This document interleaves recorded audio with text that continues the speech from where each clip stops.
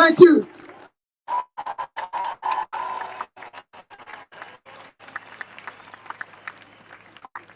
In our thousands or millions.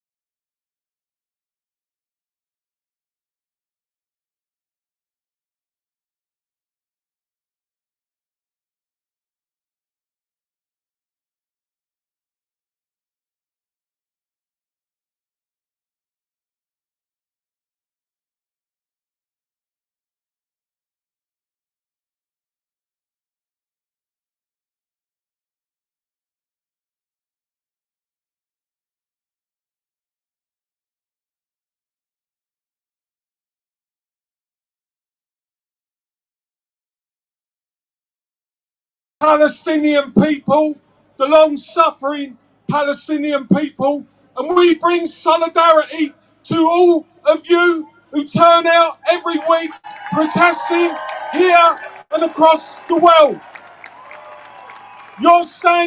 We're standing together against the genocide that is being perpetrated by the Israeli government and their forces. And we also stand here today in solidarity with those in our own country and across the world who suffer increasing attacks of anti-Semitism and Islamophobia. And we stand here and know that we have a job to do in the United Kingdom around what's going on with the politics of hate and division. We have to stand together and stop that. CW, we condemned the Hamas attack on the 7th of October. But nothing in this world could ever justify what we've seen since. The indiscriminate killing of innocent children and civilians on a scale that is just incredible and horrible and horrific to see. The total destruction of the infrastructure of Gaza and the blocking, inhumane blocking of life-saving aid going on as we're here now. We have to get that out. No ifs, no buts. That is crimes. As a trade unionist, I know and we know that our job goes beyond workplace. Our job is to stand against and with people suffering all forms of oppression and injustice. And today, I want us to be part of building the trade union movement up close. We will do more, we can do more. The trade union movement is ready. Two things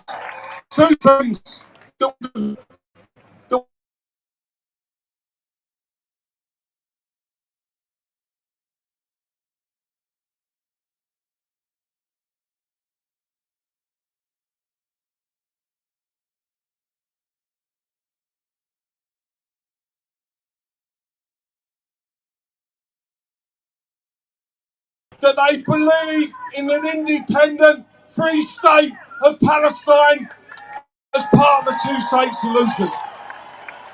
And the final message from me, let's keep the pressure on. Let's do it in a way that galvanises people. Let's get more and more people behind us. Let's talk to our families. Let's talk to other workers in our workplaces. And let's build and build and build. And we will win. The tide is turning. Free, free, free, free, free, free. Thank you very much.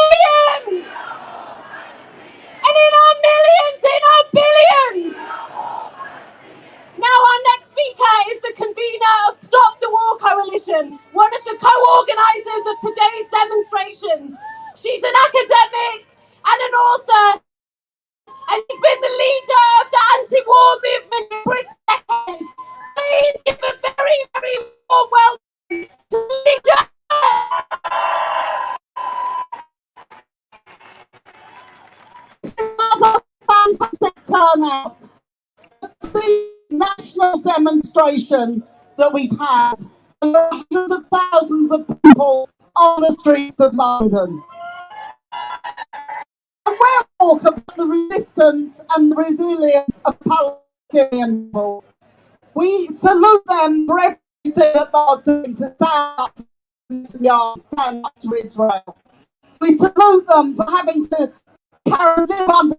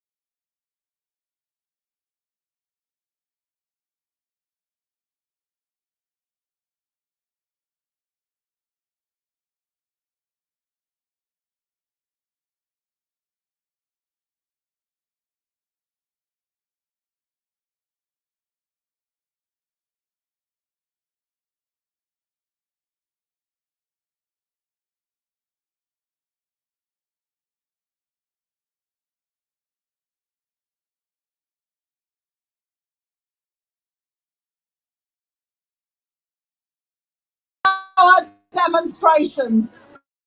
So we have to say we are not having racism in this country. We're not having the scapegoating of the Muslim community. We are going to stand together not just for the Palestinians, but in support of everybody in this country, regardless of their race or religion or nationality. And in this election, we have to say the slogan must be no ceasefire, no vote. If Rishi Sunak and Keir Starmer think they can support genocide and get the votes of ordinary working people, they are very, very much mistaken. I want to get rid of the Tory government as much as anybody, but we are not going to give Labour a free pass to carry on with its foreign policy, to carry on with its arms spending, to carry on with its support of Israel and of dictators around the Middle East. We are not going to let them do it. So we are fighting this election. We're supporting a whole number of candidates who have been marching today. We support Jeremy Corbyn in Islington North, who was marching today. But we are also saying something very important. It doesn't end on July the 4th. Whatever the election results, we are going to keep fighting after July the 4th for the Palestinians, but also for justice for people in this country. I'm fed up with a government which can talk and an opposition which can talk about migrants, which talk about racism, will not talk about child poverty, will not talk about the privatisers, will not talk about anything. So one final thing I'd like to say is remember how we change the world. It's not by voting in the ballot box. That's important, but more important is how we start. Remember the suffragettes.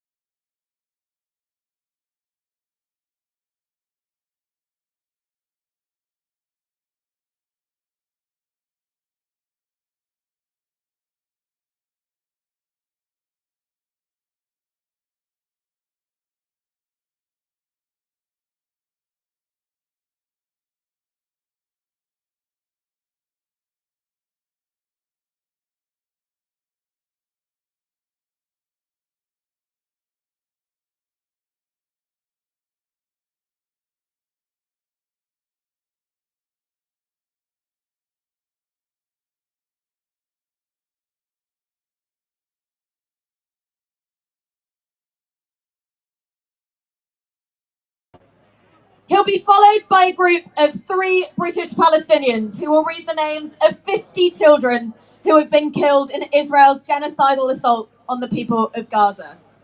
And after that, we will hold a 2-minute silence for all those who have been slaughtered since October and during 76 years of ongoing Nakba. So please join me in giving the warmest possible welcome to Michael Rosen. Thank you very much. Thank you. Thank you very much. Sam Rose is the Director of Planning for the United Nations Relief and Work Agency. Last week, he responded to the attack on the school in Gaza by saying, "We have normalized horror. We have normalized horror." And I thought, well, how do you normalize horror? And then I remembered in 2014, The Guardian had this headline: Israel bans radio advert linking the names of children killed in Gaza. So I wrote, don't mention children. Don't name the dead children. The people must not know the names of the dead children. The names of the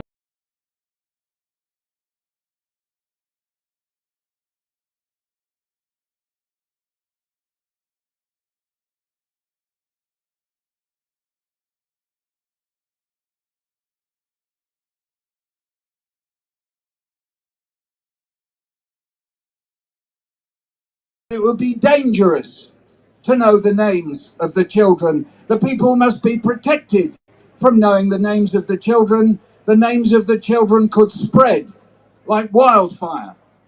The people would not be safe if they knew the names of the children. Don't name the dead children. Don't remember the dead children. Don't think of the dead children. Don't say dead children.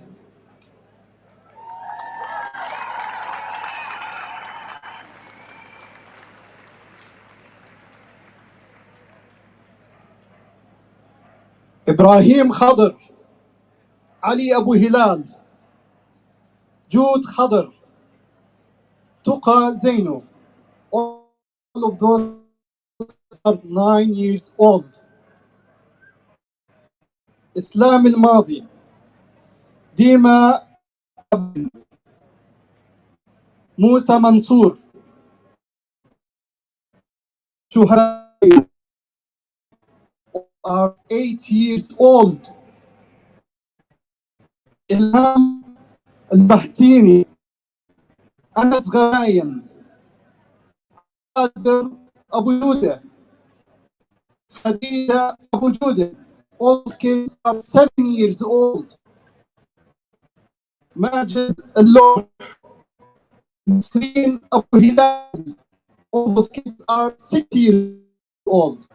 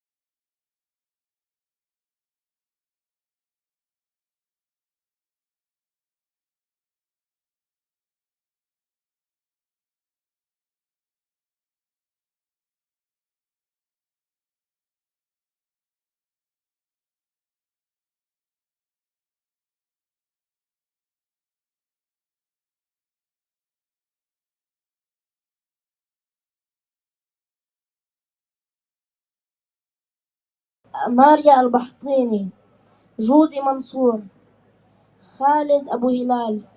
All these kids are 3 years old. كينان خضر، مسك غباين، جوليا منصور، ميرا غباين، قدس اللحى، لؤي خادر، صفاء الرملاوي. All these kids are 2 years old.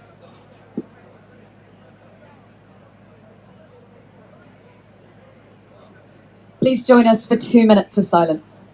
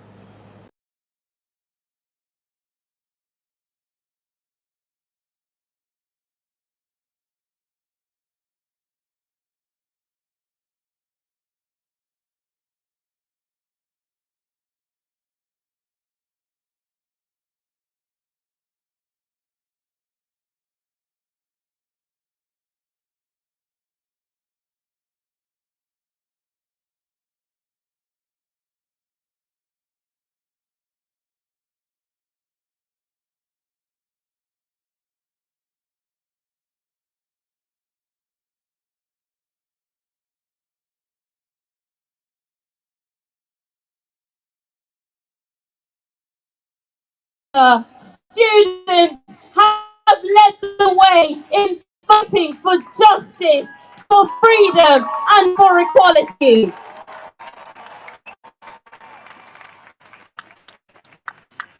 I am therefore extremely happy to introduce our next speaker.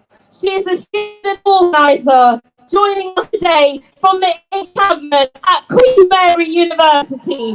So please give a welcome to Hiba.